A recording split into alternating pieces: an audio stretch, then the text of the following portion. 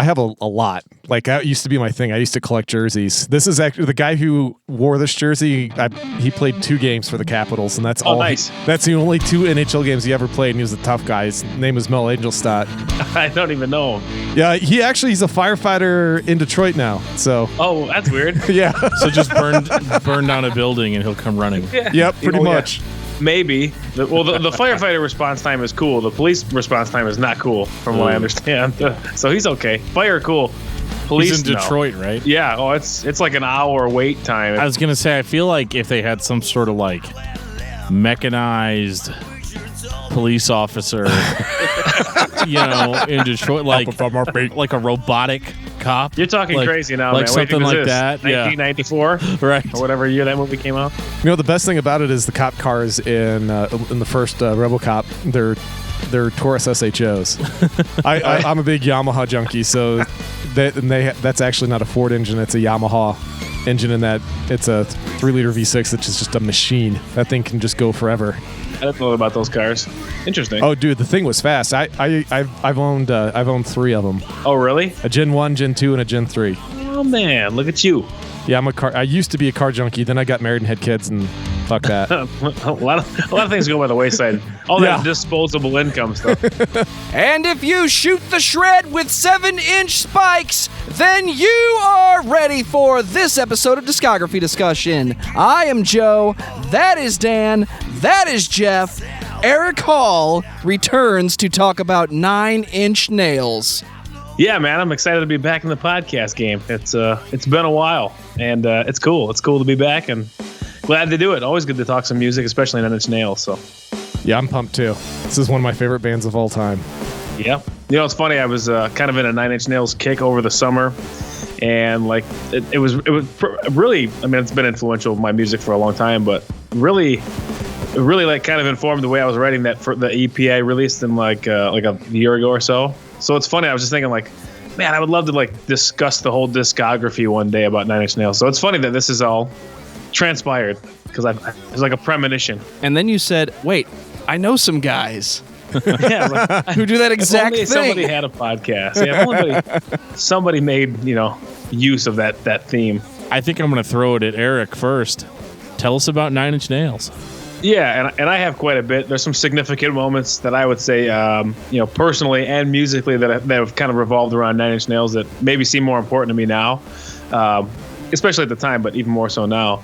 I just know that one of the guys that I played music with when I was in high school, a really killer guitar player who does all kinds of music now. He's got multiple projects out that I was, always trying to gain influence from and knowledge from guitar-wise. He played bass in a band I was in high school, and I had never really listened to 9 Inch Nails. I knew of them. I think everybody knew of them, and I was in middle school or so, beginning high school when I really started to hear them. But it was nothing I really ever dug too far into. And I know my buddy, this my friend Bill, he would just always mention it, and he would always wear 9 Inch Nails shirts, and it would be something he would always play. And he was the guy that I knew that always had the nice recording gear, and he's he's an audio engineer by trade these days, essentially. So he always had all the nice stuff, and I can see his influence from Trent Reznor now musically, and then being able to do everything on his own.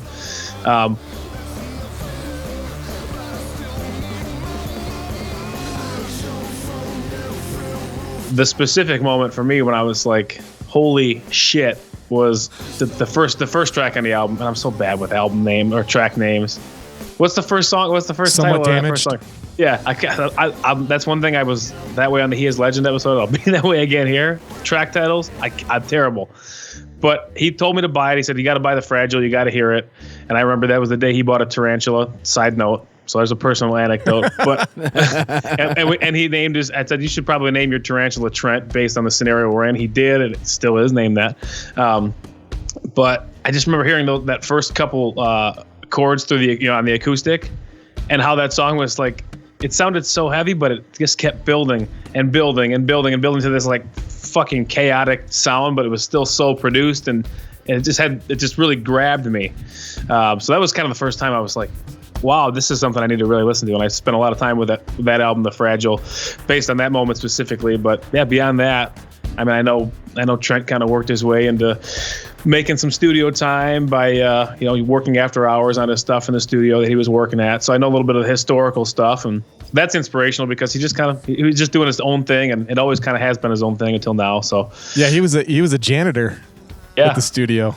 Yeah, so that's my connection to Nine Inch Nails really is with my friend Bill, and him showing me that album and forcing me to buy the Fragile, and hearing that for the first time, and just kind of always being around it, and then finally it just clicked, and ever since then it's been nothing but awesomeness mostly. Being an ignorant teenager who is learning to play guitar and an even more ignorant child, the first time I heard Nine Inch Nails, didn't know it was one guy. Didn't figure out until later. This is what happens when Trent Reznor plays music with other people and decides he can do it better by himself. Right. Yeah, that was pretty interesting. Talking about their his first album, Pretty Hate Machine, essentially was like, no, I don't want studio musicians. I want to play everything myself. I have a vision, and I'm going with it. And it actually became a bit of a challenge for him to initially get signed because he was, so steadfast on that he was not going to allow a record company come in and tell him, no, you got to play with a bunch of other people. He's like, no, I'm doing this myself. And he finally was able to get on. I can't even remember what Pretty Hate Machine is on. I think it's TVT, isn't it? Yes, it is. Okay. I just remember that because I think Seven Dust had an album on TVT for some reason. I don't know why it's in my head. Maybe they did. Their first album. I don't know. That's the only thing I know about TVT was those two facts. Talk about a game changer. Oh, absolutely. Very much so. This, I didn't hear this in '89 when it came out. I was 4. When you think about it like that, you're like, well, yeah, I was not listening to this album. Not an excuse. Oh no, right. I should have been. My parents really dropped the ball then. Yeah. No, I was in the double digits, so I should have been listening to it. I'm a young dude, man. You guys make me feel young. No, I'm the old fart here. Geoff was in his early 40s whenever that album dropped. You got the first 4 right. Right. Yeah, I didn't hear it till Broken. Okay. And I went backwards. And I had a friend of mine that was really into industrial music in general. He was a huge Ministry fan at the time, and he introduced this to me. His name's Michael Griffin. I don't know if I haven't been in touch with him for probably 25 years, so I don't know if he's even still on this earth. But if he's listening, that's a shout out to him because, my God, this is the most important band outside of the Beatles in my life. This was the band that my parents wouldn't let me listen to whenever I was younger. So there's a certain fascination with that. There was a period in my life where I was only allowed to listen to Christian music. So instead of Nine Inch Nails, I was more in the telling people that, oh, Nine Inch Nails is okay, but that Circle of Dust Clank stuff that's out there is way better, and that stuff is still good. Oh, but yeah. It's one of the rare exceptions whenever I tell a story like that. Usually I find out that the bands that I loved were trash, but in that case, I actually did all right. Yeah, I was going to say you chose well. With the industrial rock and metal stuff, but I was always curious about Nine Inch Nails. I know they used to play Closer on the radio all the time. Yeah, that's how I always heard it too, yeah. Yeah, and maybe they still do, but I could tell you that song, I was listening to the radio one day, and this is well after the song's expiration date, and it comes on and I'm listening to it. I'm like, wow, this is really cool or whatever. And my dad fucking walks in. And it's literally the worst fucking song your parent could walk in on you listening to, because it was literally just I want to fuck you like an animal. And you're like, oh shit. Yeah, Dad, this just came on. I was going to come tell you, about it. But, you couldn't just change the channel yourself, son? Yeah, I was going to tell you about it, that this sounded really bad. How do I get this Vengeance Rising tape to play? That's what I was trying to do. And then this came on, but, That was my whole curiosity with the band is, it was so forbidden for me. A lot of bands from this era were, and this was so forbidden and I couldn't tell anybody that I liked it. And then I had a buddy of mine named Chris. He dubbed me a copy of The Downward Spiral. Ooh. And also Pretty Hate Machine. I was pretty much good to go. And I remember this was definitely those tapes. I would put a label on the tape that said Worship Volume 5 or Sandy Patty, and I used to have it's so funny I still have a notebook in my room where I have a key that's like, Worship 4 is 9 Inch Nails. That's awesome. Insert name of worship person in the 90s. That was code for Korn, or like all that stuff. And so 9 Inch Nails though really stood out to me because they were the most different kind of band that I listened to, and I didn't know words like industrial or like electronic music or anything like that. It was just hard hitting, especially that stuff on Pretty Hate Machine was just so hard hitting, like in your face, aggressive rock, and that just really pulled me in. And I've been pretty much in that pocket ever since. Although now I don't have to. You don't have to hide it. I don't have to listen to the shit on cassette anymore. Although I still do sometimes. I'd say, just from like you said, it's kind of, you've been in that pocket ever since. And I think before this, I wasn't really listening to anything electronic or industrial or anything like that, like you guys have all said. But I think I still love electronic music, even stuff that's just strictly electronic. House music, all kinds of stuff. I really like music that has that flavor to it. But I gotta say, it's probably all stems from hearing, even especially this first album, because it was very, very industrial, very, relied on programming and all kinds of stuff that I still love to do, and my own music and what I hear and what I appreciate in other people's music. So, yeah, this kind of, even if I got probably more into it years after I even initially heard it. And it made more sense to me, but still, even then, it's kind of just sunk its teeth into me. That's a foreshadowing pun of a future 9 Inch Nails album we'll talk about if you yeah. will. Oh yeah. but yeah, this is just a hugely important band to so many people, and a genre in itself, and just music in general. Yeah, it really it busted it open. Industrial had been around for a long time. You have bands like Ministry and Killing Joke have been there doing it for almost 10 years before Trent Reznor showed up with 9 Inch Nails. And there's a huge. I know there was a big influence for Trent from Al Jorgensen from Ministry, and that's part of the reason why I did it. I always have fun, and I strongly recommend everybody go do it. And maybe we'll put it in the show notes. Trent Reznor was in a real prominent cover band in the '80s in the Cleveland area, and they showed up on public access television. One time, and they did a Boy George cover, and everybody needs to see that. I haven't seen it, so that's on my list. Yeah, it is epic for all the wrong reasons. And you're just and those are the right reasons. Well, that's the great thing is when I saw that video, and then you go to Pretty Hate Machine, and you're like, that's the same dude. And it just lets you know, man, all that shit that he had in his head was just light years beyond what everybody else was doing at the time. Yeah, really. He took a genre, like you said, that existed and just, I say, made it accessible. It still has all the elements of the darkness, the grittiness, the programming, the industrialness, if that's a word. But then he made it accessible to somebody who, from a song structure standpoint, where it works on the radio or in the context of an album. I don't know. Trent Reznor's a bad motherfucker, just ultimately. I would say him and Dave Gahan from Depeche Mode. He was like a darker, more broody Dave Gahan, and because they're both good looking dudes. They're able to sell on looks as well as substance. Yeah, that's a huge part. Ultimately, it is a huge part of it. Yeah, it really is. I loved Depeche Mode too, and that's probably. All that stuff came to me after I was probably interested in hearing electronic music and some aspect of rock and roll. You know what I mean? So, yeah, it's just a bad dude. You guys knew it was all about that sex appeal. It really was. Hey, man, yeah, that's true. That's why I'm behind the microphone if I'm doing anything. There you go. I'm not on the screens. Well, before we continue the Trent Reznor drinking game, I want to take this time to say thank you to everyone for listening to the podcast. Thank you for listening and for subscribing. If you are not a subscriber, you can find everything Discography Discussion at discussmetal.com. We are on Spotify, Apple and Google Podcasts, TuneIn Radio, Stitcher. So if you have an Amazon Echo or a Google Home, you have no excuse. Ask it to play the latest episode of the Discography Discussion podcast, and it will. We're also on Facebook and on Twitter at Discuss Metal. Be sure to like, favorite, and subscribe. It really helps us out. It lets us know you're listening, and now Dan is going to tell us all about 5-star reviews. We love 5-star reviews on Discography Discussion. How much do we love them? Well, we love them quite a bit, and part of that is just because it makes me feel good personally.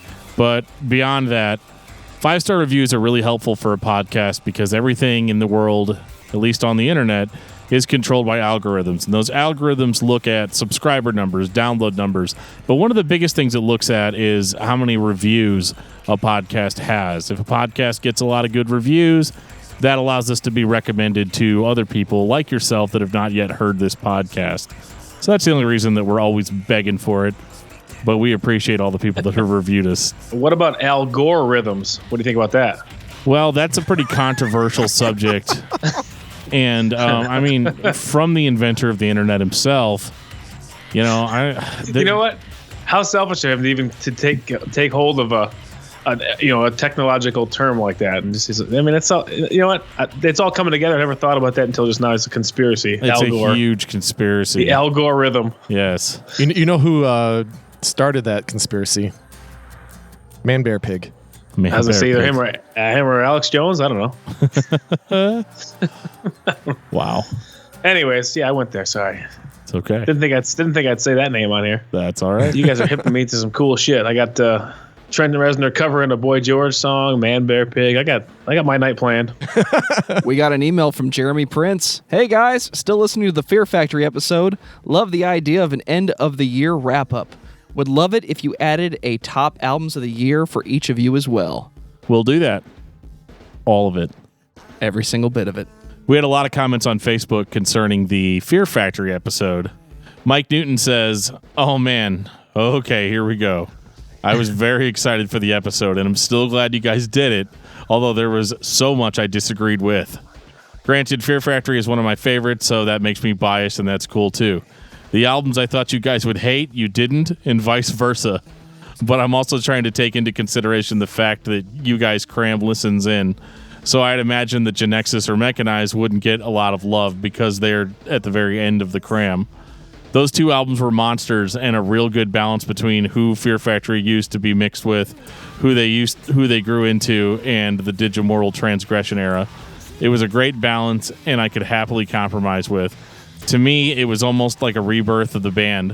Where they go from here, who knows, because it is in fact a clusterfuck of rotating drummers, bass players, which surprisingly enough doesn't affect the sound too much. Either way, you guys have yours and I have mine, and it's all good because it was a great episode in the end. Thanks for covering them, gentlemen. Let's see what's next. That was quite the mouthful. That was quite the mouthful. Well, he'd been going for weeks, like, when's the Fear Factory episode? Yo, where's the Fear Factory episode? Yo, where's it at? Yeah, he was excited. And so I think he had to, really think out a lot of that stuff. Chris McCoy says, I heard my name on this episode. And now you've heard your name on this episode. This is just going to keep going on and on into infinity. Yeah. Snowball. Chris Freeman said it is possible for Fear Factory to be someone's favorite band, in reference to Joe saying that Fear Factory is no one's favorite band. Obsolete is one of my favorite albums. One of the best ways to experience the album is to listen to the Roach Coach podcast episode where the hosts act out the story of the concept album. And then Nick Barrett said, just listen to the podcast. All the drums on the Industrialist were programmed. Everything after is about 50-50 programmed and live. So that is good information because there was a little bit of debate about that during the episode. Well, that's the Trent Reznor ratio, right? It's performed and then it's programmed. Right. Yeah. It's interesting to watch his drummer. I think his name's like Elon Rubin, I think his name is. I've watched something recently, watching him show how he plays those songs live, and it's really interesting how it's incorporated into a live set and how he plays it. And it's almost like, were you thinking of having a drummer play this or not? You wonder about that with program stuff sometimes. So it's interesting to watch him do that. So yeah, like you guys said, 50-50 or so. One more, we got a tweet from AC. Thoroughly enjoyed this episode. You nailed it on the head when you said Fear Factory is a grab bag of elements. I was very much in sync with Geoff on this episode. Obsolete being one of his favorite albums, his not sure why love for Genexus, and did I hear something about liking Flaw?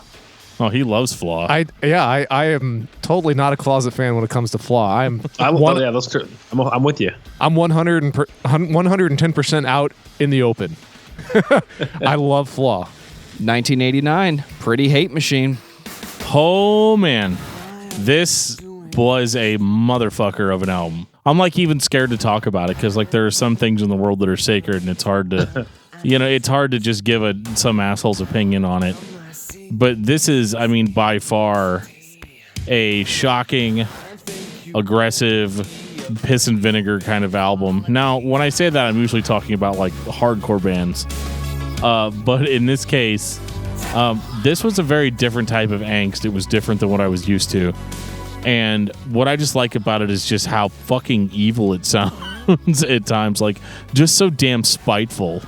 That's kind of like really what attracts me to the band, even to this day, even going back that far, is just that, like, this is the late 80s, but this sounds like some mid-90s pissed off shit. I am still shocked this day when I look at this record and it was released in 1989. Does everybody else remember that time in the 90s where insert song by Nine Inch Nails would come on the radio and it sounded like it was recorded in 1996? Yeah, it was like it was so advanced for its time. It all ran together. It wasn't bad. It was an example of a band that it was okay for it to be a playlist every now and then. The greatest hits were on the radio, all of them.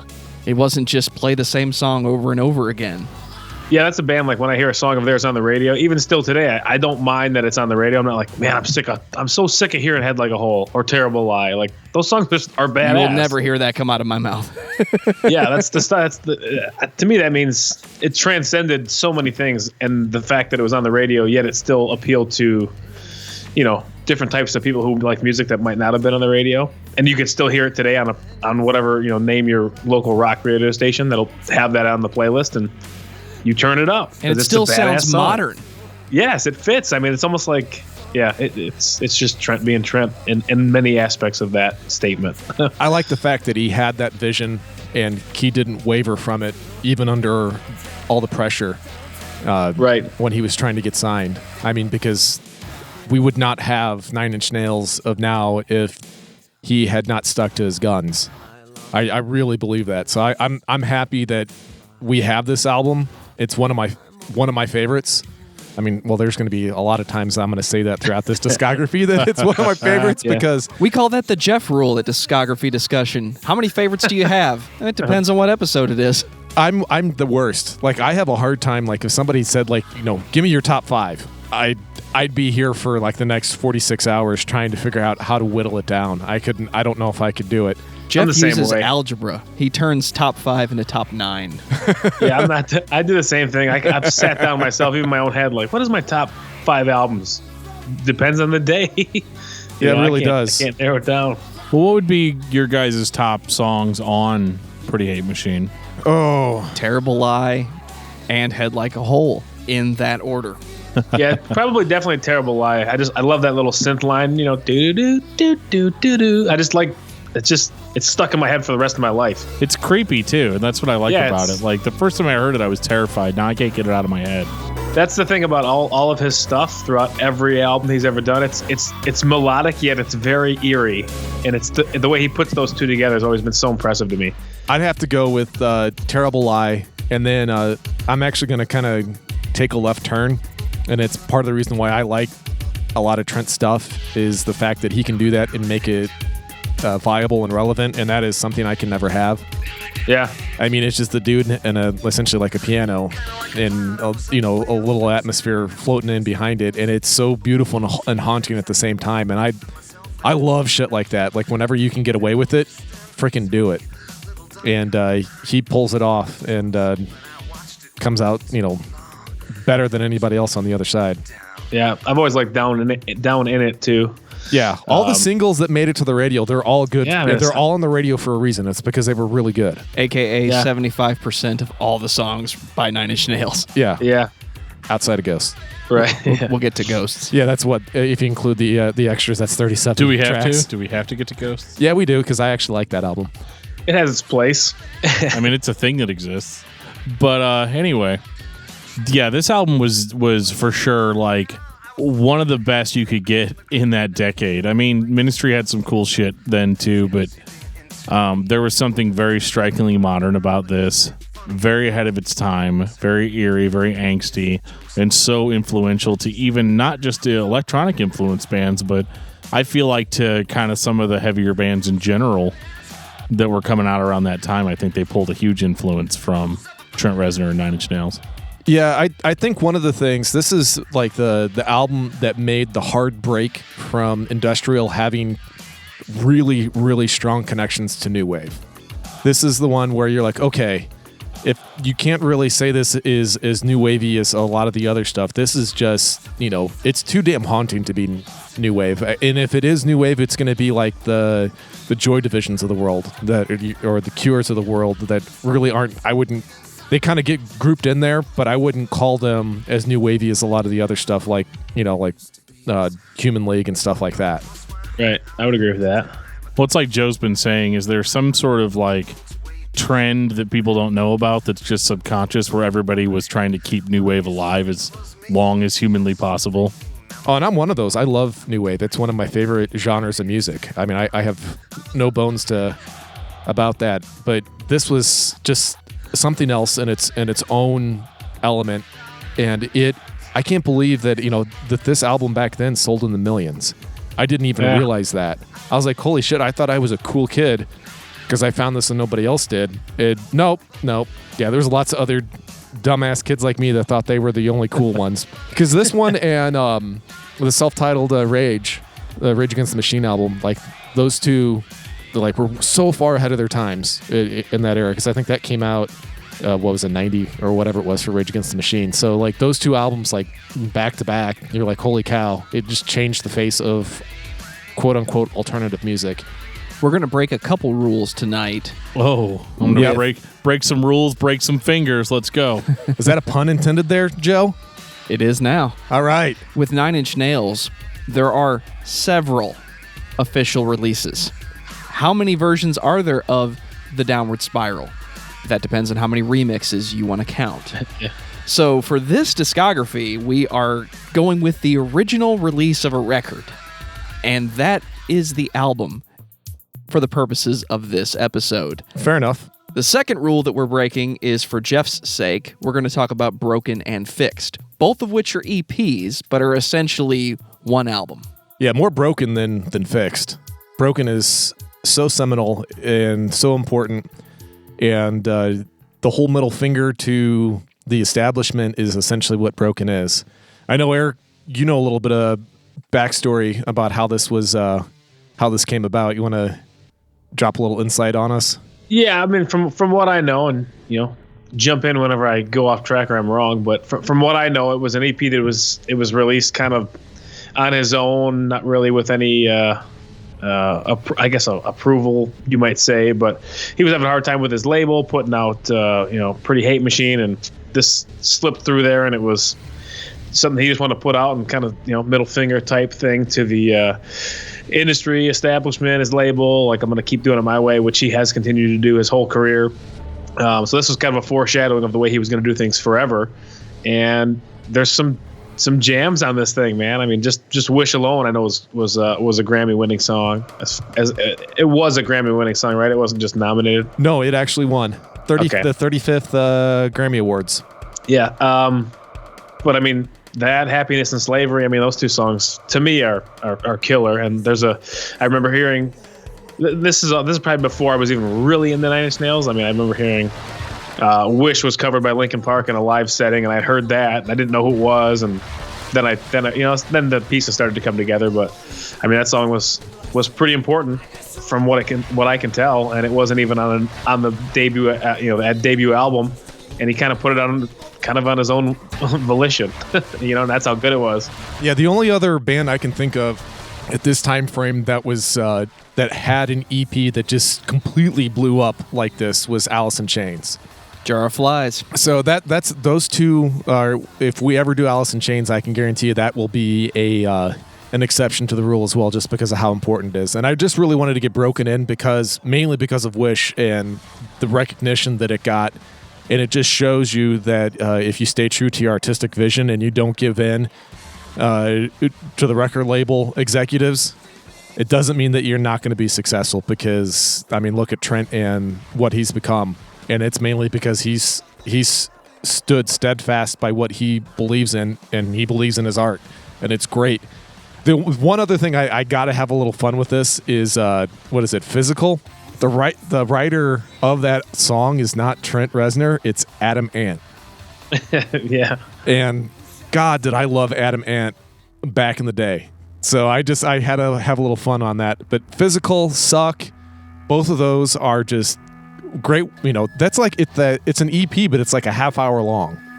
So it's almost full length, and that's the other reason why I was like, okay, we can kind of bend the rules a little bit because we're damn near close to being a full album. A lot of times when you think EP, you think it's like, here's what they were doing before they really got signed and got the money behind them. So this was more like, this, if you listen to this on its own, I think it stands alone. It doesn't seem like it's something that he was like, well, here, here's some stuff I'm working on, type of EP type of deal. Like, no, here's 8 songs. You mentioned the artistic vision. Trent Reznor is the poster boy for artistic vision. He wanted to do his music his way so badly that he made a solo album in the 80s when it wasn't easy to do that. Yeah. For years, Nine Inch Nails was the band that wanted you to bootleg their live shows. They wanted you to mix up and mash up their music back when DJs were really starting to get noticed for doing that sort of thing. Geoff mentioned the 90s and not letting go of new wave. We'll get to it.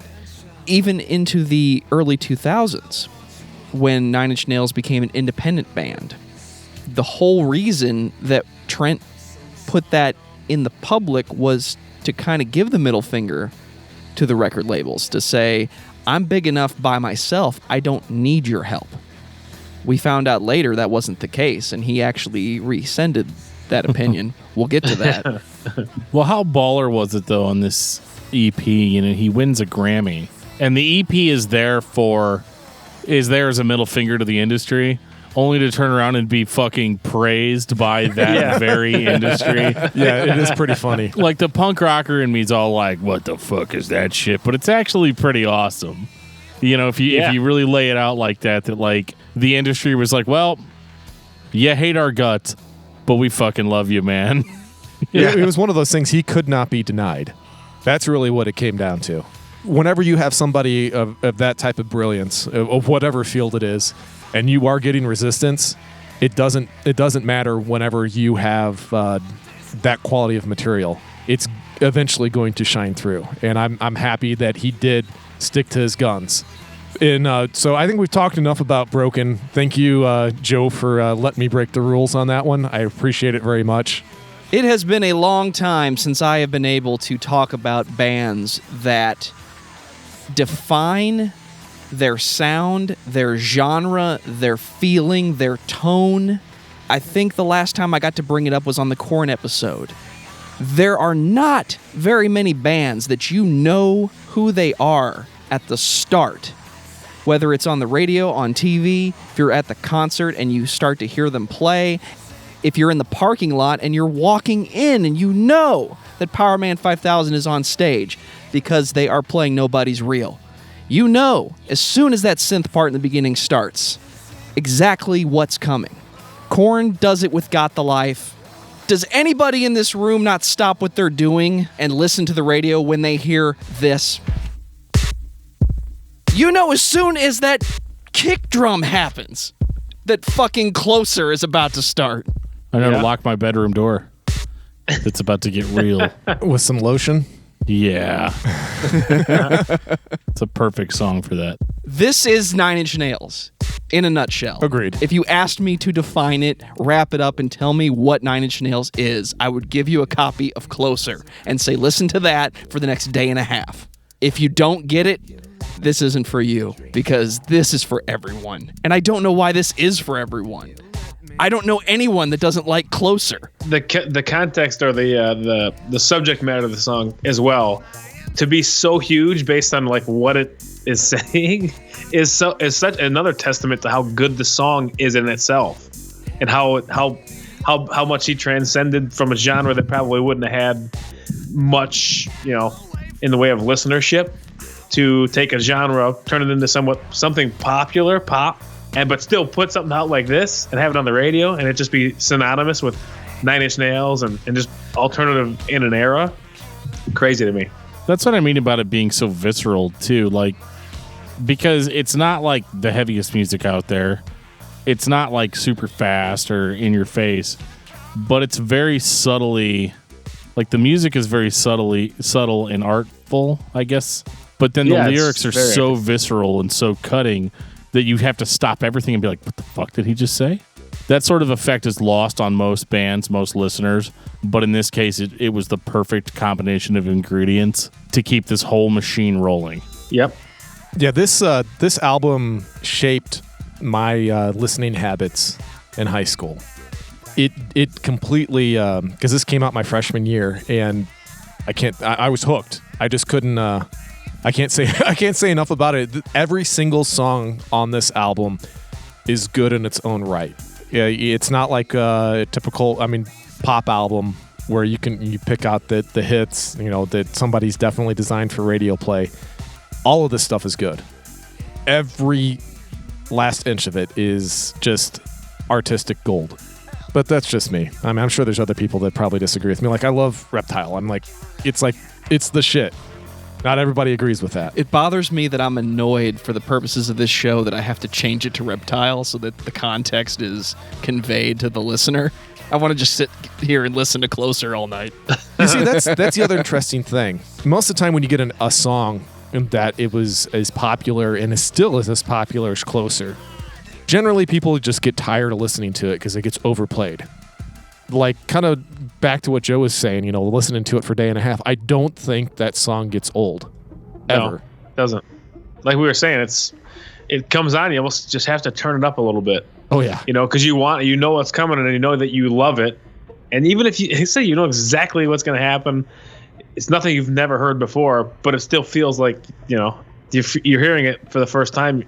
Because in the context of the songs that it's put into a radio playlist on, it still sounds better than that stuff, and look how old it is. Look where it is in its time, in its existence. It still sounds awesome, and it still works. If that came out today, it would be awesome. People would dig it. Maybe not so much in the the world we live in, but I don't know. Sonically, it still fits. It would be awesome. I think. How many people you think have had dirty sex in the back of a car listening to this song? I didn't ask how many guys in the room have had dirty sex in the back of a car. Put your hand down, Geoff. Put your hand down. But, it's definitely a fuck song. Yeah, there you go. Through and through. It's a fuck album. Yeah, it totally is. Like, most people that are listening to this episode would probably fuck to the Downward Spiral. Yeah. And if they haven't, they should definitely try. That's actually kind of one of the only things I put in my notes for this episode on this album was that it's a fuck album. And that's okay. Like, and it's not usually my cup of tea at all. It's like I was born to shit on stuff like that, but like, it doesn't matter because it doesn't affect the artistic integrity. There aren't a lot of bands out there that do basically what I would consider to be their defining work on the second try. Like, he almost nailed it on Pretty Hate Machine, and on this one, he just fucking nailed it. No pun intended. But no, you know what? Fuck it. Pun definitely intended. Pun accepted. The one thing I will say before we get too far into the Downward Spiral is that actually somebody that ended up starting another great industrial-ish band left right before the recording of the Downward Spiral, and that is Richard Patrick.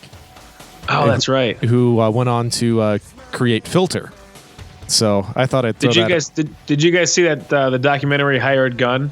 That was on Netflix about session guitarist or a touring guitarist. Well, Richard Patrick was in there, and he said that he talked to Trent about it, and Trent told him, you're not going to make any money until you're the guy like me, like you're the guy that's hiring the gun. Yeah. So he was like, fuck it. I remember, because he like sat Trent Reznor down and was like, hey, dude. I feel like I should be getting paid more because like these shows are huge and we're selling tons of merch or whatever. And Trent's like, yeah, it's great, isn't it? Yeah. I am 9 Inch Nails. He's like, well, how do I make more money? He's like, well, you have to do what I do. Yep. That's the way to do it. I don't even think he was a dick about it. Probably from the way I heard it, I think it was very matter of fact. Like, dude, you have to basically come up with all this shit yourself and then hire dudes like you to go do it. And that's exactly what he did. I don't think Richard Patrick, it didn't seem like in that interview he felt like, well, this is bullshit. He was just kind of like, yeah, you know what? You're right. He wasn't a dick about it. And he made a good point and look at Filter. Yeah, it worked out. Could you imagine if that conversation was reversed? Like David Lynch called and said, Trent, I want you to make some music for me. And he says, well, David, I think I should be getting paid more. Well, Trent, you're going to have to do what I do. Hire guys like you to do my soundtracks. And then David Lynch would go on to write his own music. I'm just glad that we got Short Bus at least out of the that conversation between those two people, because I don't know, that album to me was big. Yeah, It is big. That album is something else still to me. poor Filter though. They didn't have the lasting power No, that Nine Inch Nails They were has. so good, though. That needs to be a Patreon episode. What, Short Bus? Absolutely. Take a Picture is a shitty song on an excellent album, which is title of record. That was a fantastic album. Take a album, Picture yeah. was that song that I would play for girls whenever I'd take them out places. Oh, there you go. I was like, Dan hadn't discovered Closer yet. well, it's like, No, closest for the second date. I was a good Now Christian check this boy. out. I was a good Christian boy back then. I definitely wasn't putting on fucking Closer whenever we'd go out places. I feel bad for him though, because it'd just be like Zayo, Zayo, Zayo, Zayo. Oh, here's this on my sensitive side. This song's called "Take a Picture" by Filter. And like, oh. I think we all did that. Yeah. Yeah. In your mix CD that you made, there was a couple tracks, and then you could show the girls. Yeah. But for the most part, it's just like, hey, check out this song off of this album called Brainchild, you know? So does anybody outside of Closer have a favorite song on the Downward Spiral? I do not. I do not want this as a good song. I'm trying to think of songs that. You thief. You thief. Well, I'm sorry, Jeff. Did Eric steal your third favorite song on the album? No, that is actually my favorite song on the album. Is I Do Not Want This. Seriously, it really is. I just like that. I just like that the beat on that song to me is interesting. Yes, it is. To me, it's different. It doesn't have like that straightforward four on the floor type thing that you might hear on a Closer. I'm going to go with March of the Pigs. Oh, you fuckface. That was mine. That's right. Wasn't this recorded in that house? Is that true? In the Tate house, the Tate murder house, or something like that? Did Yes. he do something? Did he do the whole album or just Piggy and March of the Pigs? There was Or whatever. The bulk of it was recorded there. I think there was That's what some I other thought. stuff that floated out elsewhere. Yeah. That's another thing that he does. That kind of stuff. Just very into the art of it. Like, you're gonna buy that house and record music in there? Like, damn. Yeah, and he was very. He was very particular about it at the time. I remember him saying something along the lines of, I'm big into history, I'm big into folklore, and that's the reason why I did it. And the drive that it would give me to make music here. He goes, I'm not into that serial killer bullshit. That's not why I bought the house. Yeah, right. Because Yeah. I remember whenever or put the studio in the house, 'cause I think he was just renting it. Yeah, I don't think he bought it. Yeah. And I remember that was a big deal in the 90s. Like, oh my God, he's at the Tate house. Like, this guy's like loves serial killers, and he like had to come out and say, no. It's just kind of like how we like the last podcast on the left. I mean, it's just like weird, creepy shit. Like, it's interesting. Doesn't mean that you want to become, the material that you're, investigating. I'm gonna cheat. There's also one other song I want to mention on this one because it's my favorite cover song of all time, and it's only on the Japanese release of the Downward Spiral. In the rest of the world, you get it on the Crow soundtrack, and that's Dead Souls, which is originally a Joy Division song that he redid, and it is the best cover song of all time. And if you disagree with me, I want to fight you. So you're saying overall, it's the best cover song? It's better than Death's Painkiller. Oh yeah, Is it better than Johnny Cash's rendition of Hurt? oh, absolutely. And I know Is it better than Limp Bizkit's Behind Blue Eyes? No, that's the Well, greatest everything's cover. better than that. That's the greatest cover song ever recorded. I actually don't think it's that bad of a cover song, Behind Blue Eyes. It's not. I actually enjoy it. Fred and Company just get kind of a bad rap. Yeah, they do. They Undeservedly always so. do. Yeah. because they rap do badly. their thing. Yep. Yeah. Was that song overlooked as much as I remember it was? I don't remember anybody really talking about Hurt until Johnny Cash did it. No. Maybe I'm kind of jaded because in the mid-90s, I was hardcore into the industrial scene, and that song was super popular.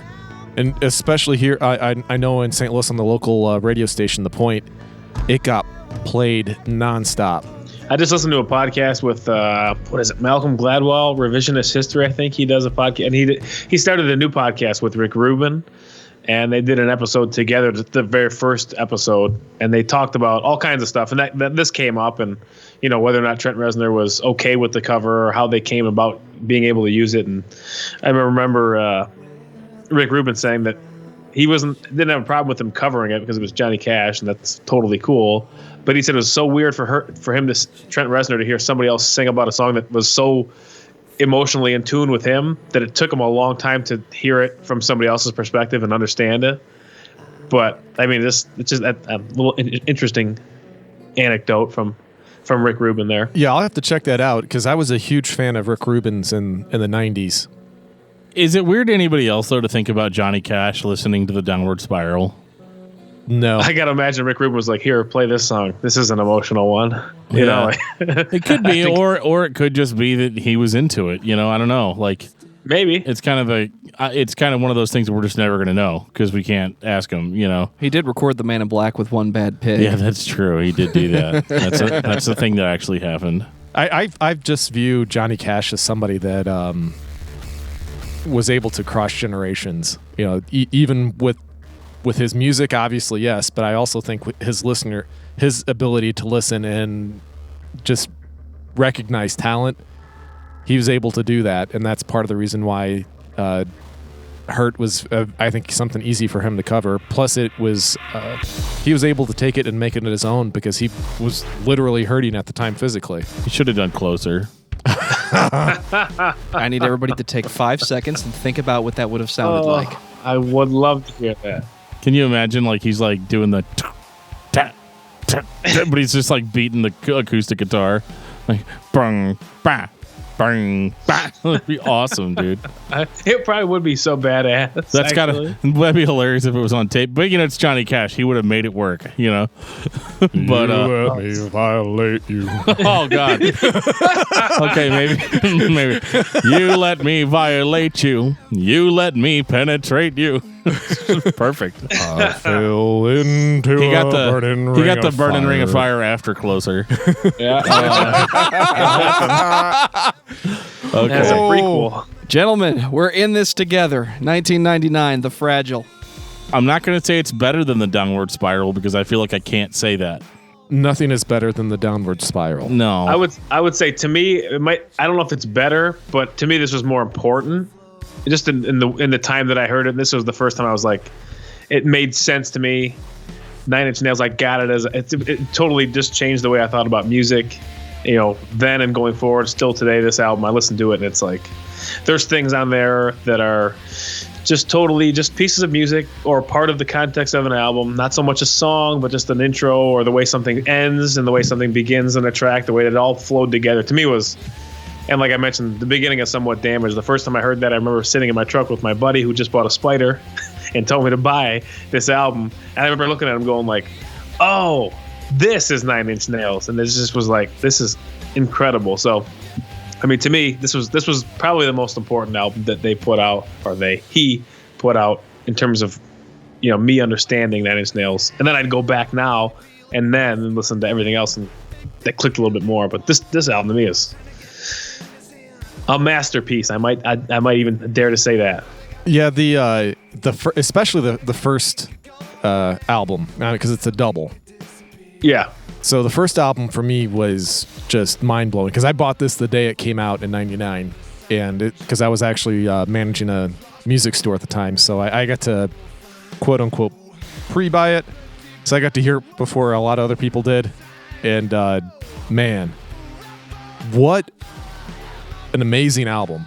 The Wearing This Together is still probably my favorite song of theirs, actually, which, after as much praise as I was giving everything off the Downward Spiral, that's probably my as far as singles go, that's easily my favorite song from 9 Inch Nails. The Downward Spiral is the reason people thought 9 Inch Nails was a near perfect band. The Fragile is why they believe it, because it takes everything from the Downward Spiral, does it again, but turns it into one long composition. You now have to sit down and listen to the band in its entirety. You can't just pick out your favorites and listen to those. Yeah, because if you skip around on this album, there's some singles in here that work on the radio, but I think if you start from the first track on the left disc to the very last track of the right disc, like it's like you if you want to listen to the Fragile, you listen to it all the way through. And that was one of the first times I had that experience as well. I was like, oh, this is a piece of music, kind of not so much like sonically or the way it was written, but just like conceptually, it made sense that way. You're right, because like we were talking about We're in This Together Now. You actually get like a sample of We're in This Together Now, like a minute before the Wretched ends. So I mean, oh my God, the Wretched! Oh, that's a great fucking song. Oh my God, just like I still sing that song in my head. The part when he says, the clouds will part and the sky cracks open, and God Himself will reach His fucking arm through just to push you down. Like, wow, wow, that's so powerful. Who hasn't felt like that? Because you can feel it. Yeah, like, God, I can't make any fucking ground up here, and it's like God Himself reaches His arm through and push me down. And it's like, I mean, I was like a monumental lyric. Wow, to hear somebody say that, like, wow, that is some serious shit. I like The Day the World Went Away. Yeah, that's good too. Oh, great song. The first disc in particular for me is, or the left disc, I guess is technically what I ought to call it. Yeah. Get it right, you fuck. Right. Yeah, left. Yeah. 1 and 2. What does that mean? Yeah, exactly. People are like, it's all digital. I don't know what you guys are talking about. Yeah. Left disc. It's something that I can listen to over and over again. I kind of view the Fragile like I do the White Album for the Beatles. That's a good comparison. The first disc of the White Album is a lot like the left disc. It's sonically cohesive, and then things just start to get a little crazy and experimental on the right disc, just like the second disc of the White Album is. And I kind of like that parallel. Although I prefer the left disc, just like I prefer the first album or the first disc from the White Album. It's where the radio singles can be if you want them to. Is that my problem? Am I a radio guy? Yes. Okay. That sucks. I always thought I was like Mr. Hippy Dippy. I like to listen cover to cover, but deep cuts, man. But we talked about it earlier. The deep cuts are just as good as the singles. I mean, the singles are just as good as the deep cuts. I mean, they're 9 Inch Nails songs, and if it's good, it's good. They could have picked any song as a single. Yeah. That had to have been tough because, there was like a team, that decided, what songs were going to be pitched as singles or not. Yeah. Well, Team Trent, really. Yeah, I'm sure they were like, team. Is this okay with you, Trent, to put this out? Yeah. That's not a single. Man, I don't know if I want to put that song out as a single. Every day is exactly the same. Whoa, that's a good song title. Let me write that down. Hang on, guys. I got to write this I might use this later. Yeah, the interesting thing is, he had a really hard time recording this album. Yeah, I remember watching interviews about that too. Yeah. Yeah, his writer's block and drugs and all that kind of shit just really... He wasn't even sure if this was actually going to happen. He was like driving himself mad trying because he just couldn't get shit on paper. And the fact that somebody, has that problem, and this is what we get whenever he has writer's block. Are you fucking kidding me? This is his man, I almost didn't get this thing done album. And and you're like, I wish I had one of those. No shit. It's like the equivalent of, that's a nice outfit. Oh, this old thing? Yeah, I just threw this together. Yeah, whatever. Yeah, so somebody shows up with their Maserati Quattroporte, and you're like, oh, that is an amazing car. Yeah, well, it's not my Bugatti Veyron. My Bugatti's in the shop. It's not my downward spiral. Yeah. Many years went by, and then in 2005 we got With Teeth. I have a lot of things to say about With Teeth too, because that was, to me, that album again. I don't know what it was. It was really different. I felt like it was maybe a little bit more of this. It got into a sonically different aspect, a little bit more of I don't know how to explain it. I don't know. I feel like at that point, this is when things turned a little bit in terms of the way he was writing. I agree. I start to get the feeling of this is more when he started getting into the soundtrack kind of feel to his songs. Yeah, I mean, only that song is it's very poppy. I mean, that to me that song is. But there's a lot of I love this album. I bought this album. Oh, I did too. I bought the. This is like old school that I don't even know if they do it anymore. But I think it was Pepsi. They were you buy a 20 ounce and you get a free iTunes credit or whatever. And I bought The Hand That Feeds before the album came out. So I was really, this is kind of when I was really in the Nine Inch Nails, like really deep. I was starting to really go deep into it. So again, this album might not be liked by a lot of people. I think it is, but it's not their favorite. But this came out in a time where it was like, I could buy this on the day it came out for the first time. This is the first Nine Inch Nails album I could do that with, because I found out everything before that after it had come out. So this is when I was like, all right, finally some new Nine Inch Nails. I can go to the store and buy it on Tuesday. You know, so that to me it was an exciting chapter in his musical career there. It definitely felt different from the previous albums. With Teeth was a record that I listened to, and I didn't hear anything that set it apart by itself. And again, ignorant teenager, I just didn't get it yet. I was close to getting it with The Fragile. This is a record you have to sit down and listen to. But I was still looking for the downward spiral again. So this one kind of missed me at the time. I think you can go, and I've done it. I do it all the time. But I think I can go from All the Love in the World to Right Where It Belongs, and just go all the way through the album. And I don't feel like I want to skip anything. I feel like it's a solid album in what it does and what he was trying to do with it. It's just straightforward. It's a lot more to the point, I feel like, than some of the other stuff he maybe did with The Fragile. But and I think you're pronouncing it wrong. I think it's pronounced with a teeth. You know, the way he says with teeth on that song, it's like with the teeth. Got to get the aw on the end. I was just saying, I'm sure. I don't know. I would like to know what he was thinking. Like, somebody's probably like, well, with teeth doesn't sound that cool. And he's like, well, how about this? Yeah, that's it. I don't know. Like, where would he come up with that? But again, to me, that's how he says with teeth, and that's what catches in my mind. But this whole album to me is, I like the way that All the Love in the World stops it towards the end and breaks into this like piano, like really like he changes. You know, the melody of his vocals is really cool to me. You know, all of it. And then You Know What You Are, the drums, and that didn't Dave Grohl play those drums? Am I right on that? He can go. Did he? I think he did play some drums on this, and I might be wrong.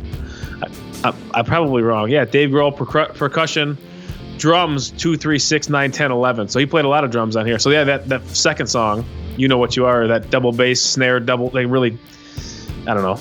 Jeff doesn't like this album Jeff anymore. hates this album now. I have a extreme hate on for Dave Grohl. See, I'm that way about the Foo Fighters. I like Dave, but the Foo Fighters, I'm not. Dave is a dick. So he might be talented, but he's an asshole. But I never see that, though. It's always the opposite of that. That's always what gets on the Facebook viral videos. You are obviously not a super fan of Sunny Day Real Estate. Me? No, I'm not. I don't never even listen to them before. Is that? Should I have ever said that? No, it's okay. I'm in trouble. I'll forgive you this one time. You're in Jeff trouble. It's more like a Jeff verbal warning. Yeah. So Foo Fighters started out. Half of that band was from Sunday Day Real Estate.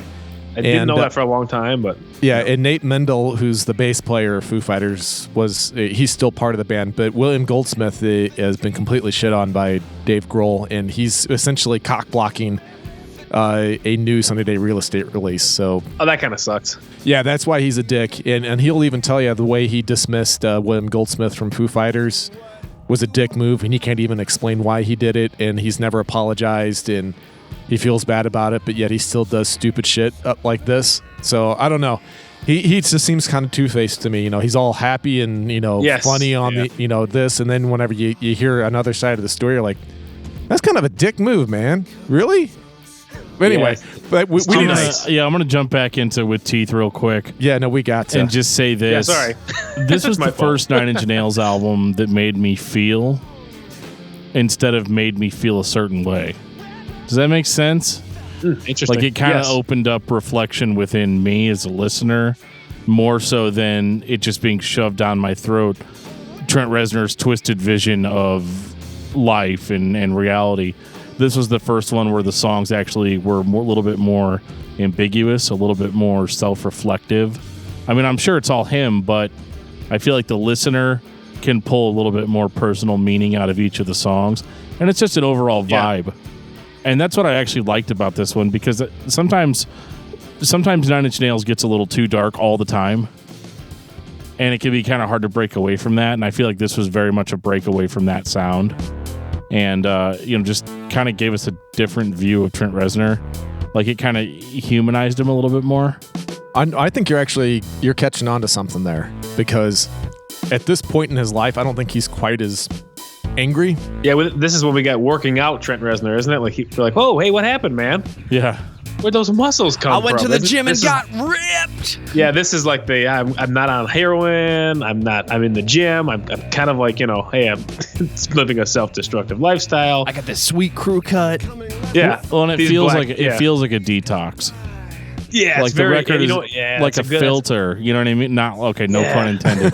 It's not like no, filter. I never thought about that before, but it does have that sound to it. I mean, lyrically and sonically, the way it feels like very. A lot of songs feel very open and like a catharsis of some sort. Like it's not as dark. Like I'm still having these dark ideas and concepts, but I can present them in a clearer way. Does that make sense? Yeah, it's very clear. This album is very to the point. Like I said, it's very direct. I think these are rock songs. Yeah, Essentially. and it's not the album that I should like, but it is one of the better ones. Like one of the ones that I really like the most.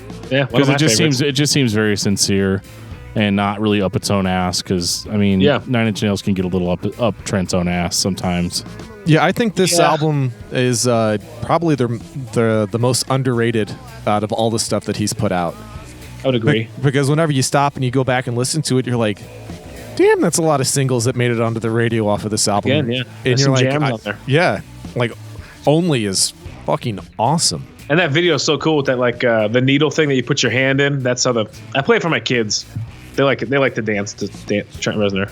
There you go. And I like the video, and they think the video is cool, and I think the video is cool. I just think it's a cool concept. Very artistic, as we've talked about. He's very, very much about that. Yes, he is. And now an album that is factually incorrect. Year 0. This came out in 2007, Trent. You're wrong. You're off by 2007. Just so we're clear. Maybe he's clearing it out. Maybe this is him starting over. Maybe. No. Oh, man, that's really deep. Yeah, right. I actually love this record. Again, it's one of those, like, everybody's like, what the fuck, man? Like, you're supposed to be, like, this music critic person. There's no way Year 0 is as good as Pretty Hate Machine. And I'm just like, it doesn't have to be that. Yeah, that's the thing. Yeah, with his stuff. I guess I don't compare any of his albums together. Like I feel like it's just the next step, because you can see it's sounding. I feel like with T, things are starting to become different. This is another example of that, I think. But I always feel like everything he does is kind of in its own lane for that time. Yeah, see, this is probably my least favorite, and it's not because of the quality of the songs. It's more of the subject matter. I would agree. I have a hard time when a quote-unquote famous person uses their platform to tell me how I should feel politically. I don't care what direction that is, because the whole concept of me listening to music, in a lot of instances, especially over the last, I'd say, 10 years in total, is to get away from that bullshit. That's the reason why I'm listening to your music, is because I don't want to have to think about it. It's escapism for me. And so for me, that was hard. I mean, but stuff like Survivalism and Capital G, I mean, it's not like they're bad songs. They're great fucking songs. I just want to, get away into another alternate reality. And I'm like, well, I guess it's time for me to go watch Lord of the Rings Fellowship of the Ring again, because I need to get away from reality, not being told what I should be thinking about reality. Well, Sauron is clearly Trump, right? Tolkien had that premonition. Oh, yeah.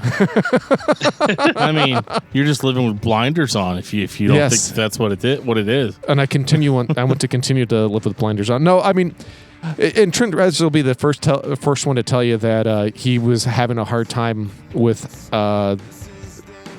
the direction the United States was going, and the whole concept of this was the dystopian future perspective of where we were going to end up if we were going to continue with what our policies were under George W. Bush. I mean, that's the reason why he wrote it. And that just, for me personally, just not my cup of tea. I'm sure there's lots of people out there that love stuff like that. Yeah. I'm just not one of them. Well, can I offer you kind of a different perspective on that? You're going to do it. Yeah, whether go he for it. says yes or no. Yeah, I mean, it's going to happen. It's going to happen, so, strap in. But basically, for me, who was raised conservative, Republican, Christian, I think an album like this was actually really influential to me to be able to think about certain things that I hadn't really thought about before. See, I am a lyric guy. I'm all about lyrical content, and so I didn't think that Trent did this in such a way that was like super hateful. Like we talked about with Ministry, how it was all very super hateful and so out in front, and I criticized it for not really being artful enough and not being very thought-provoking. But I think in contrast, I think Year Zero is thought-provoking and does give somebody that's maybe only looked at things from one angle a different angle to view the world from. That doesn't mean I have to agree with everything that he says or what his perspective is, but having those perspectives, it's like having two eyeballs. Our eyes work best whenever we can take two angles and zero in and focus on one specific thing.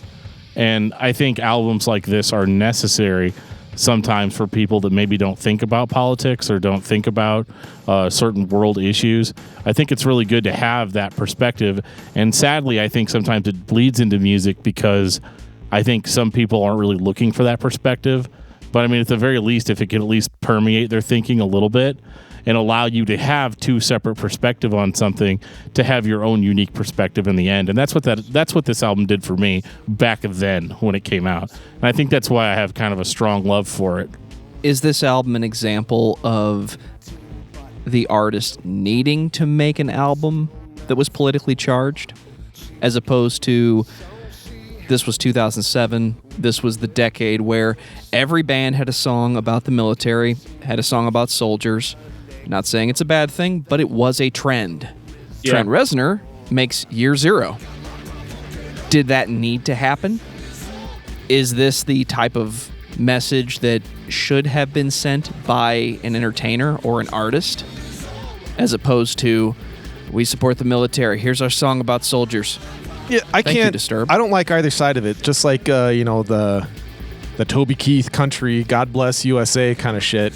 I'm not interested in that either. So politics is a 100% Geoff doesn't want it in music. Yeah, I have zero interest. The whole principle for me in music, and it's probably why I like stuff like melodic death metal. Where they're in Sweden where they're talking about Norse gods and all kinds of shit like that. In space.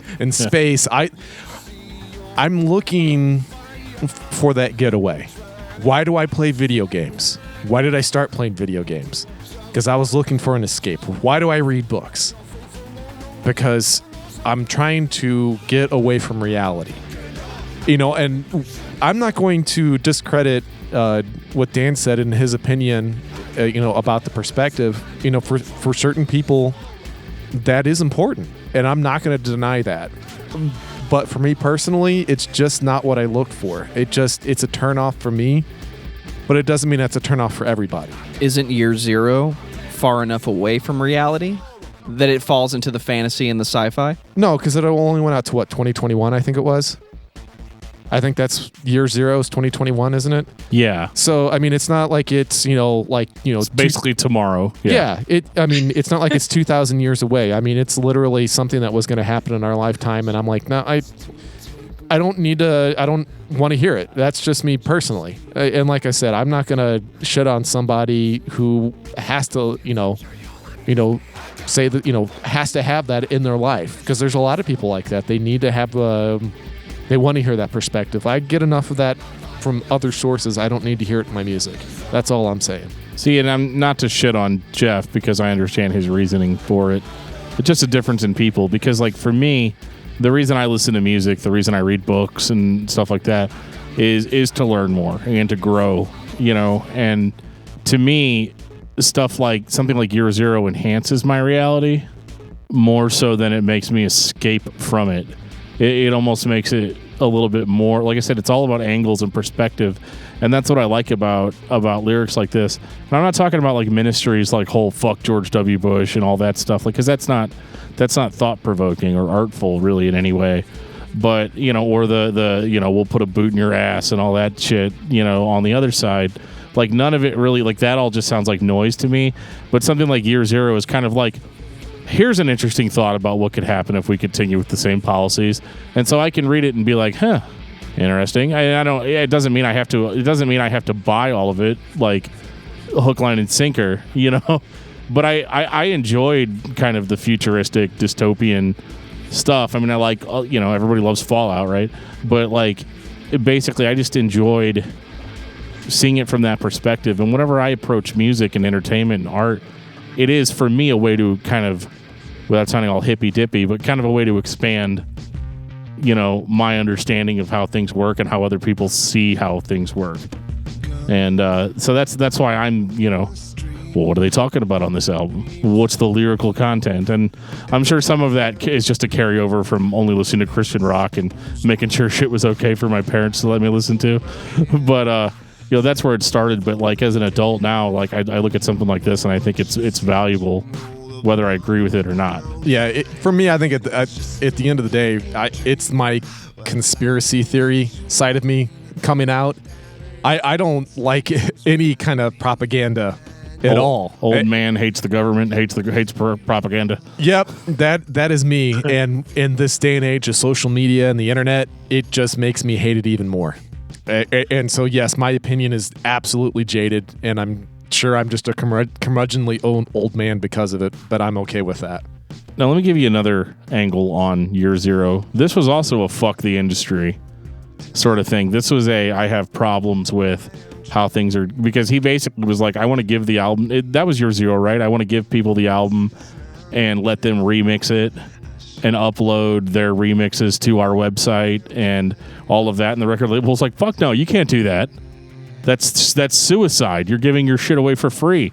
You can't do that. We're not going to let people mess around with our copyrighted work. And Trent's like, well, technically it's my copyrighted work and I can do whatever the fuck I want with it. And they're like, well, we're trying to fucking run a business here, and so it was actually a really interesting kind of a sequel to what he had run into whenever he first started.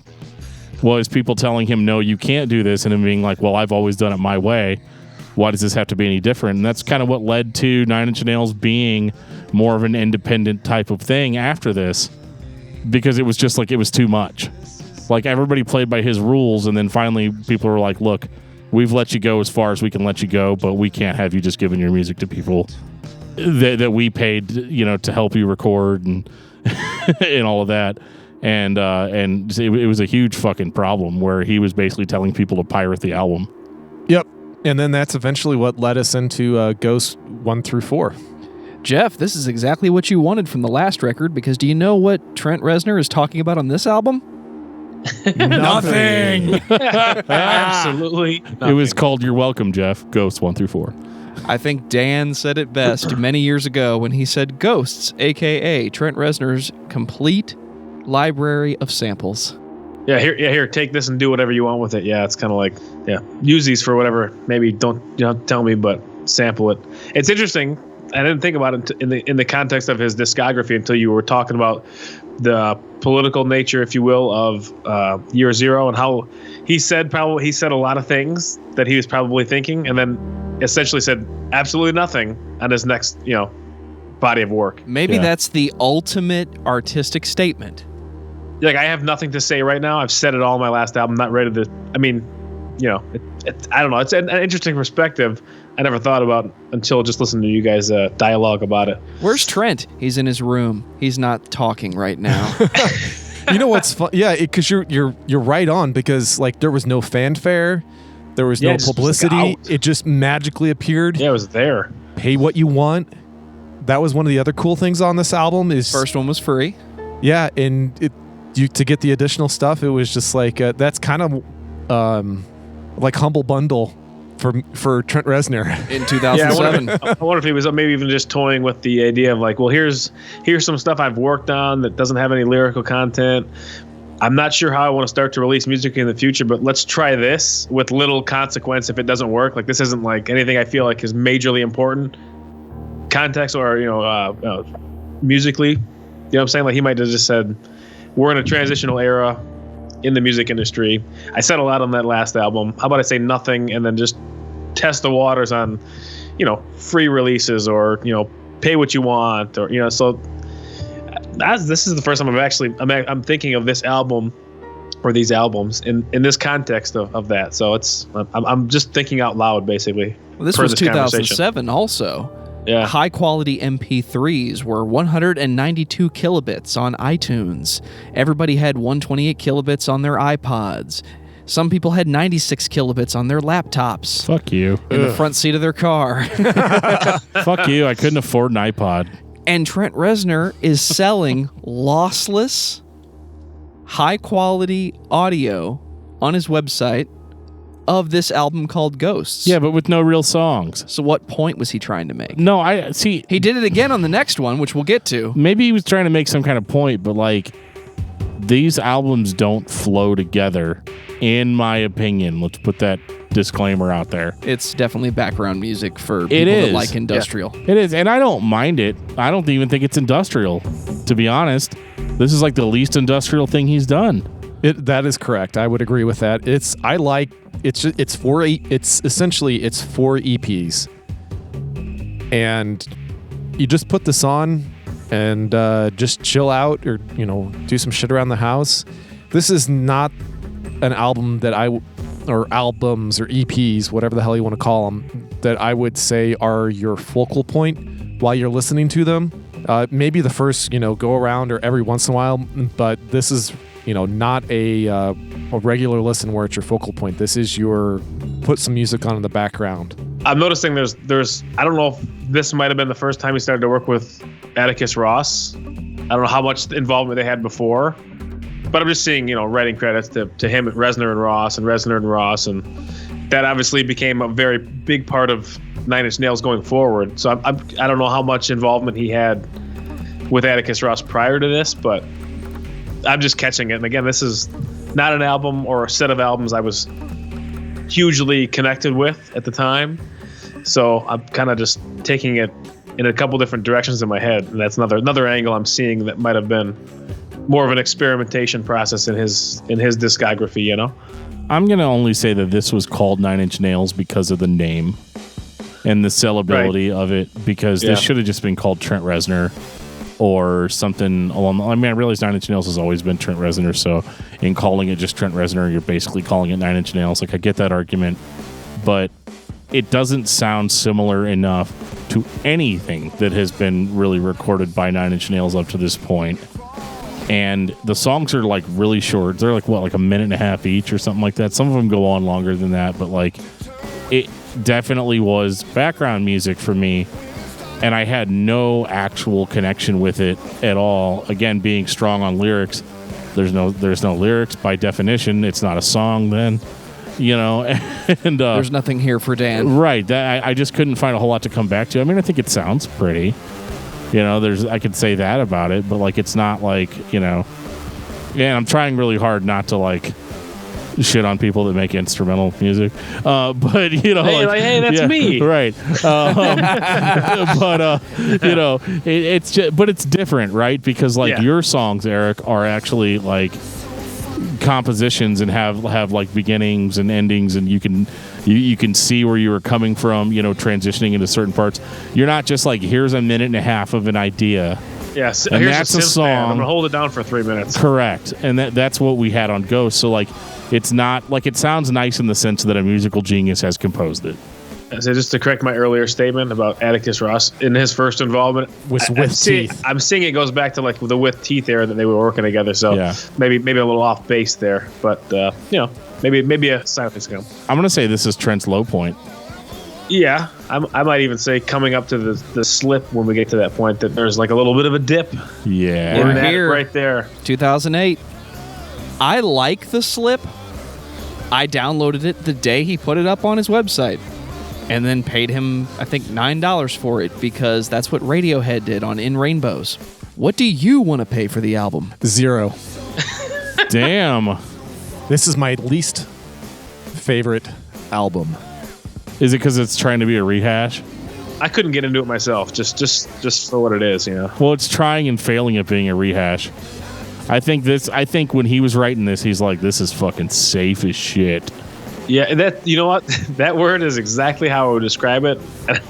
It just exists for the reason of, I should probably put an album out.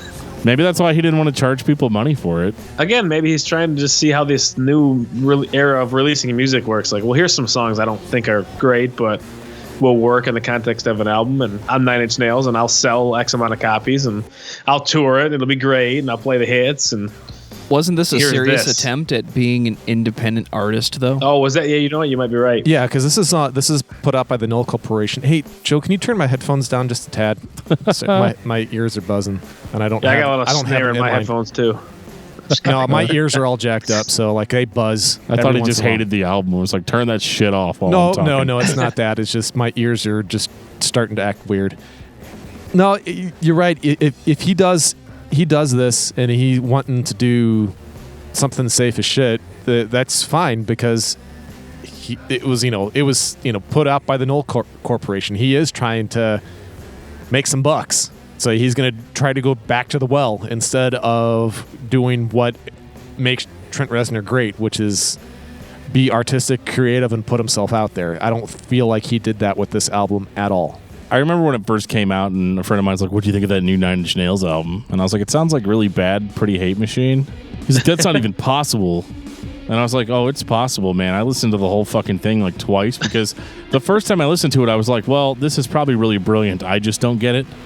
And I listened to it again, and I was like, no matter what you say about an album, how brilliant it may be or may not be, or whatever the story is behind it, if I don't enjoy what I'm listening to, like it's like it has a superficial similarity to previous 9 Inch Nails material, which is where I came up with the whole safe line. So I think he's thinking, well, people like 9 Inch Nails are going to like this record. But the problem is the elements are not arranged in such a way that is really enjoyable for 9 Inch Nails fans. This is not what we've come to expect from him.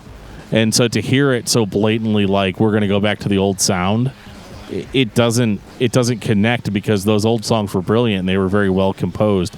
Whereas these were composed with the mindset of, well, people like the way this other thing sounded. Is not the same thing as I've got this feeling in my heart that I want to translate into music. I want people to be able to hear how I feel. I don't feel like that was the approach with the Slip. I think the Slip was literally just like, let's just put something out that sounds like the old stuff, and hopefully people will still be on board.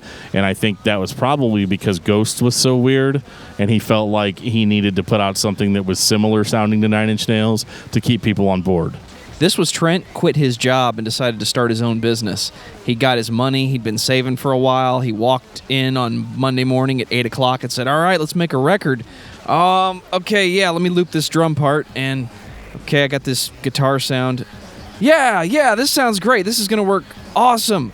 All right, so, yeah, now we're going to go on tour. Wait, Trent, you have to get that pressed and do promos and do radio interviews and talk about your new album. Otherwise, people aren't going to know anything about it. No, it's fine. They'll know. They'll find me. How are they going to do that, Trent? Well, they did it before. No, you had a record label doing all of that for you. Machine. Well, fuck it. We'll just put it up on the website then. Right. And that's what he did. Pretty much. I don't know who said it first, but in my head it's Dan, because things like this are usually said by him.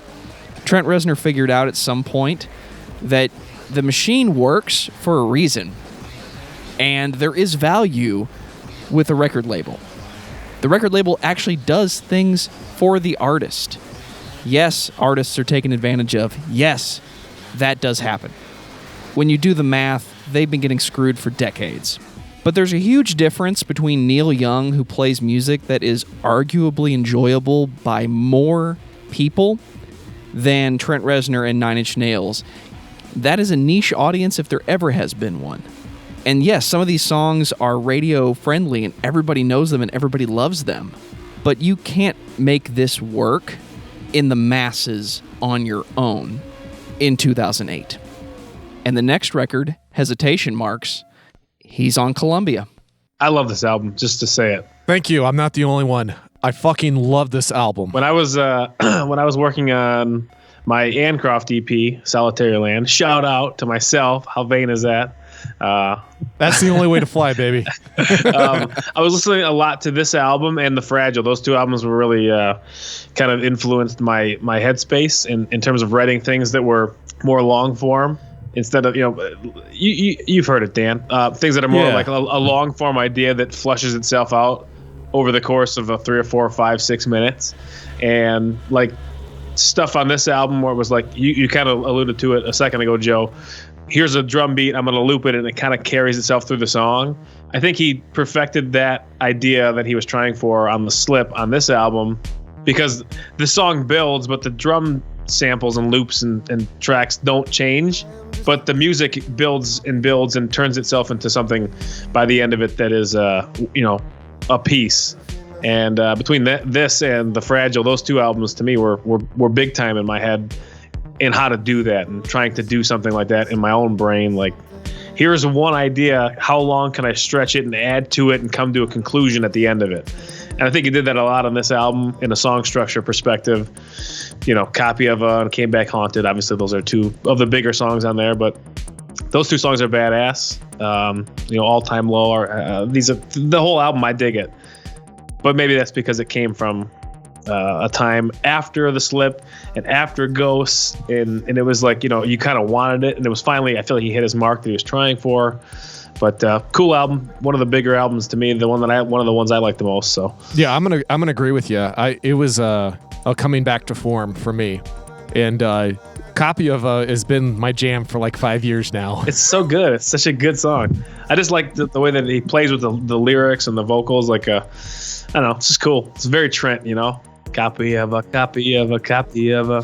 Yeah, so. I every time this song comes on, dude, I don't care. It's just a good song. It just jam it, and I'm just like I said, I think it's a coming back to form. This is a fantastic album, and Copy of is one of my all-time favorite Nine Inch Nails songs. Again, it's a single. I mean, it's a song that was put forth from the album to represent the album. Like all of his greatest singles before that from albums that were, highly regarded, the singles stand up on their own, even if it's a single, and you never get sick of it. So kind of back to the same thing here on this album where he was doing on The Fragile and Pretty Hate Machine and stuff. So yeah, I mean, this is the Nine Inch Nails that younger me, younger me starts off with the kind of the scary, Downward Spiral and Pretty Hate Machine. But I'm an adult now, and now it sounds like Trent's an adult now too.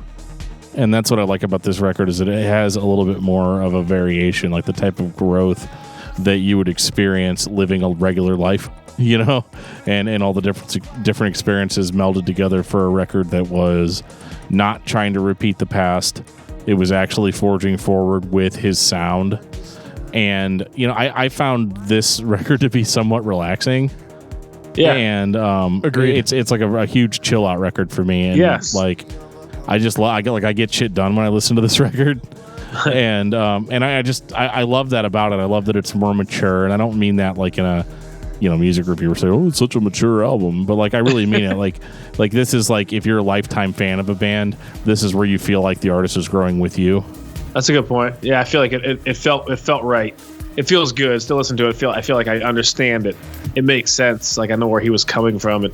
It's a chill out album that has some energy to it, but yeah, it doesn't feel like it never gets super aggressive lyrically or sonically.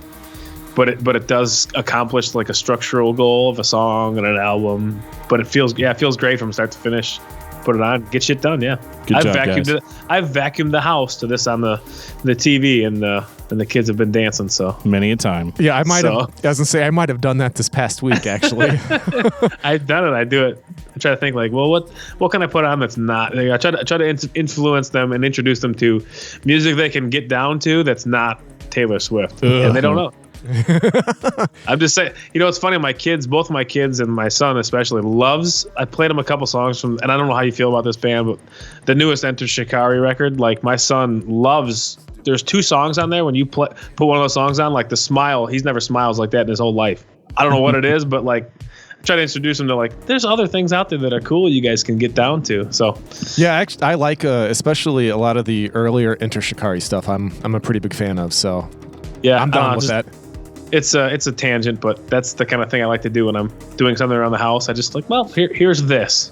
this is what I want to listen to. I feel like it does accomplishes the goal that you guys can burn energy off to. And yeah, Hesitation Marks is one of those albums.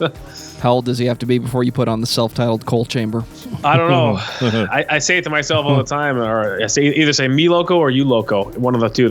It's both apply in this house. It's either my kids are crazy or I'm the crazy one. They've heard some crazy stuff. Bad Witch. Ooh, Bad Witch. So this is one that I'm, the least familiar with. Yeah, I'd say I'm the same on that one. Yeah, I mean, I definitely, it was like a day one I listened to it. I was like, it's pretty cool. And then, like, because I was, like, balls deep into this podcast at this point. So, like, I probably, back in June of this year, I probably had, like, 400 albums by a band to listen to, And so I didn't get to give it really the attention that it deserved, probably. Wasn't it like an EP before this or something that him and Atticus Ross did? I don't even see it listed, but there was something they did. They did a Bad Violence. Yes, that's what it was. Violence. Yeah, Bad Violence. Okay. I feel like this is kind of like the culmination of that idea, like, or not a culmination, but like that. It's still that. He's still in that era. Yeah. So, and I like that. Kind of jazzy on this one, which I'm not sure how I feel about because I don't really like jazz very much, but. This is straight up bitches brew in Dan's eyes. Yeah. it's not that bad, but yeah, I just said bitches brew is bad. Come at me. But you're wrong. I'm sure I am. I just don't like jazz music. I don't get it, and I don't think incorporating jazz elements into your music makes you more intelligent. But whatever. Fair enough. I can get down with that theory. But at the same time, I don't think that's what Trent was doing here. Maybe because I can't do it. Right. Well, that's dude. I'm a vocalist. That literally my whole career hinges on I can't do what everybody else can do. Yeah. I don't like. I'm sure my life has been like, well, that sucks. And then I go in my basement, I pick up my guitar, and I go, yeah, I can't play that shit. Yeah, exactly. Yeah, when you're alone, you can only be honest with yourself. Yeah, I can't do that. So that's why I don't like it. I don't think that's what Nine Inch Nails was doing here. I don't think they have to prove anything to anybody at this point, except for us right now. I think that this was a really cool fucking record, and it was a very there were a lot of weird out moments on it for me. And it was just kind of a genuine pleasure to listen to because I wasn't ever really sure where they were going. Yeah. I think that's because you're getting double vision, essentially. It's not just Trent Reznor steering the ship anymore. Yeah, that's true, yeah. And I think that's part of the reason why is weird as somebody who always advocates change, because that's normally like my position on the podcast. I don't like it as much this time around. I want my old Trent back. I guess is what I'm getting at. I feel like this is definitely more of the soundtrack feel that we were talking about previously. I kind of got that vibe again on this album. There was a little bit of it was kind of soundtracky for me. I feel like this you could write it's very easy to write a cheesy action flick to this soundtrack. That's how I viewed it. So we really are getting classic Nine Inch Nails then. We got Hesitation Marks, and now we got Bad Witch. It's the Fragile and With Teeth all over again. Only now it's the next step in the sound and the artistic expression. I don't like it as much as I like With Teeth, but yeah, I think With Teeth is criminally underrated. I would agree with that. If anything comes out of this, I would say that that album deserves to be pushed up higher than it might be. Yeah, this album and maybe it's because I need to listen to it more. It's true, it's newer. Yeah, I've only listened to it probably 6 times, and for me, that's generally not enough when it comes to a band that I truly love. To whenever they're really going to go off on a tangent to form a proper opinion. It's so funny. A guy said to me the other day, was like, you guys always shit on the last album. They're like, I listen to every single one of your podcasts and you guys are always down on the last album. And I was like, well, that's not objectively true, but he's like, is it just because you're getting to the end of your long ass marathon session? Because like we do that, even tired of it. Yeah, even with a band like Nine Inch Nails that we all know and love.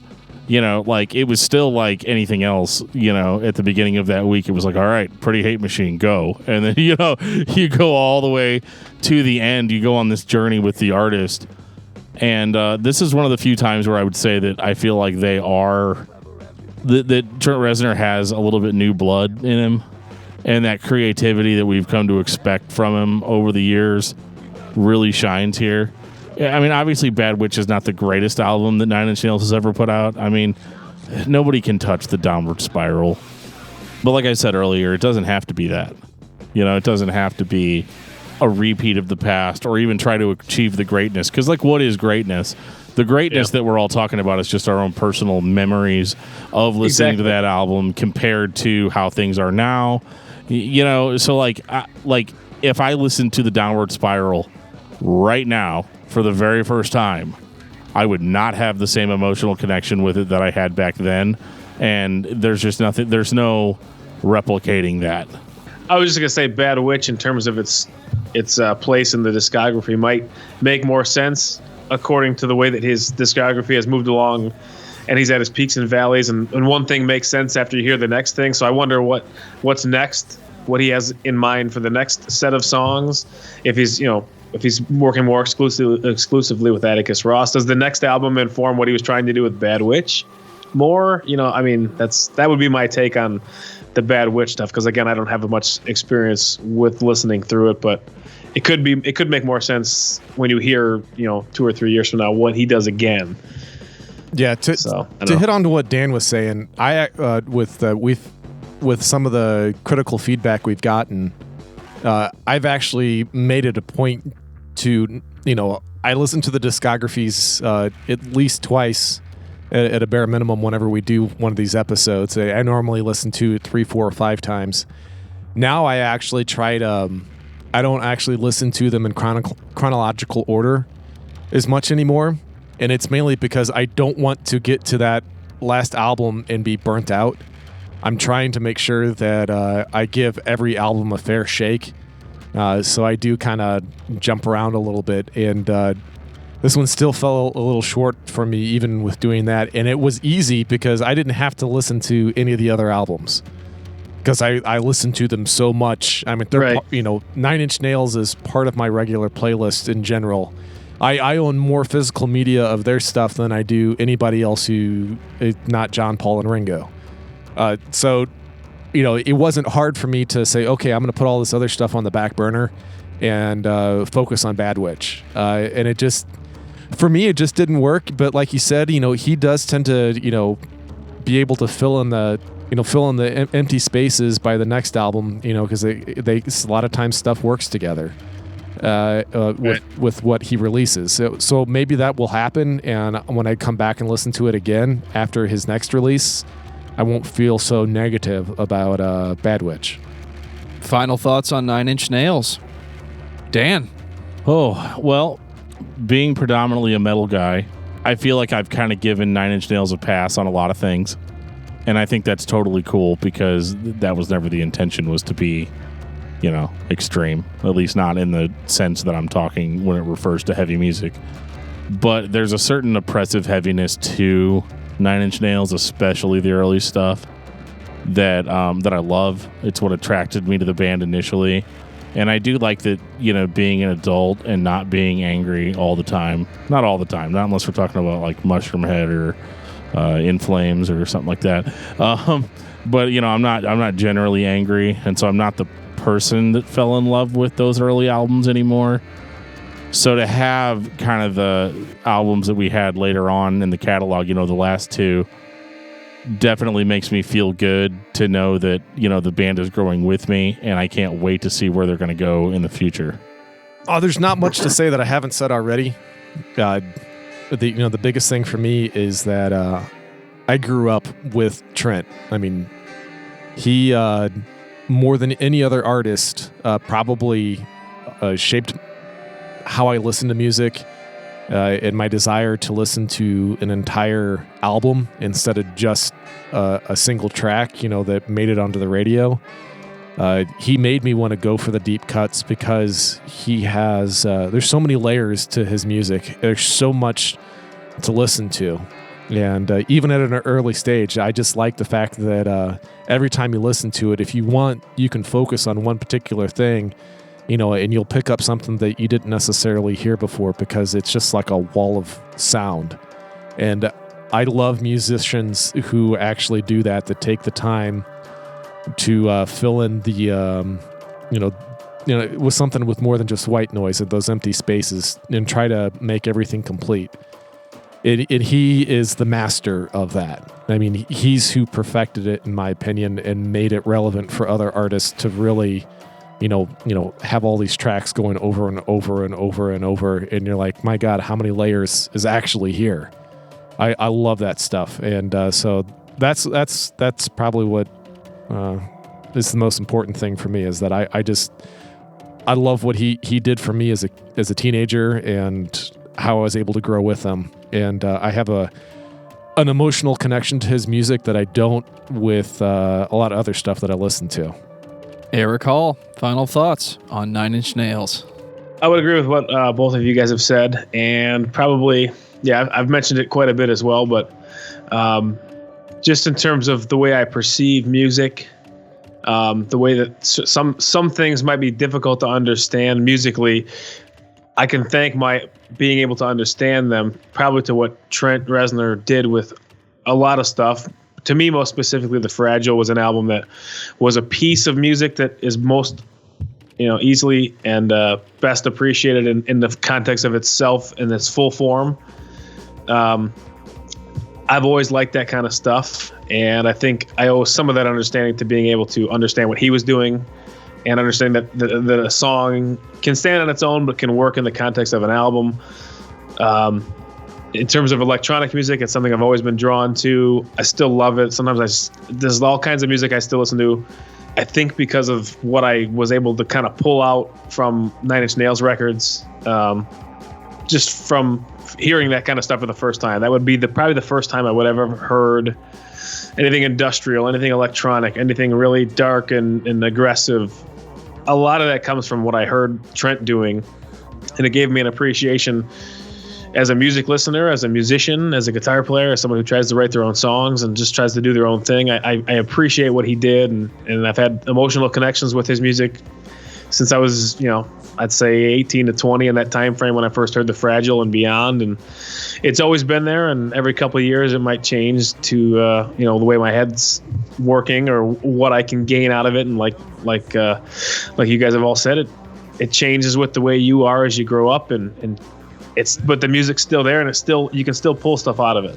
Whether or not it's something you've heard 100 times, you can still hear it once and go, I didn't know that was in there, or I didn't know that I appreciated it as much as I did. So I guess I would just say I'm appreciative of the fact that he was able to, step out and do his own thing. And I've taken a lot of influence in many aspects from that. So blah, blah, blah. Sorry for the rambling.